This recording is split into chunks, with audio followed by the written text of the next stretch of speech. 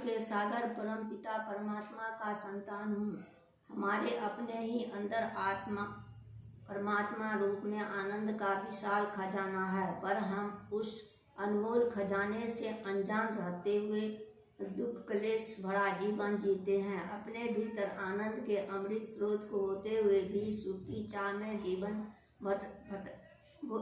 विषय भोग की आचना करते फिरते हैं। यह तृप्त होना चाहता है, आनंदित होना चाहता है, पर आत्मा को जाने बिना, परमात्मा को पाए बिना वह जीवन भर अस अपजस, मान सम्मान, सुख दुख, हर्ष विषाद, जय पराजय आदि द्वंद्वों के बीच रोता बिलखता रहता है, पर उस द्वंद्वों से मुक्त होकर आनंद से भरा हुआ जीवन जीने का कोई प्रयास नहीं करता, यह जानते हुए भी कि मृत्यु के बाद यह नश्वर संसार और भौतिक वस्तुएं यहीं छूट जाएंगे।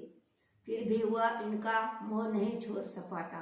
वह जीवन मरण के चक्कर में नाचता फिरता है, वह उनसे मुक्त नहीं हो पाता। उनका एक ही कारण अज्ञान है। मैं शरीर नहीं आत्मा हूँ।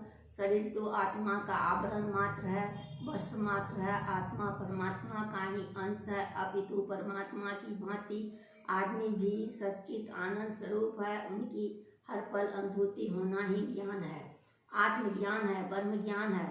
यही बोध है, यही सत्य आत्मबोध है।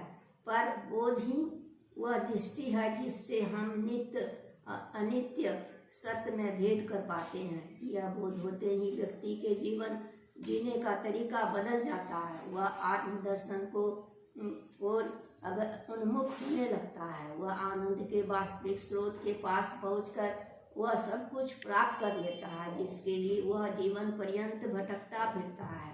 वास्तव में इसी में जीवन की सार्थकता भी है और मानव जीवन की गरिमा भी।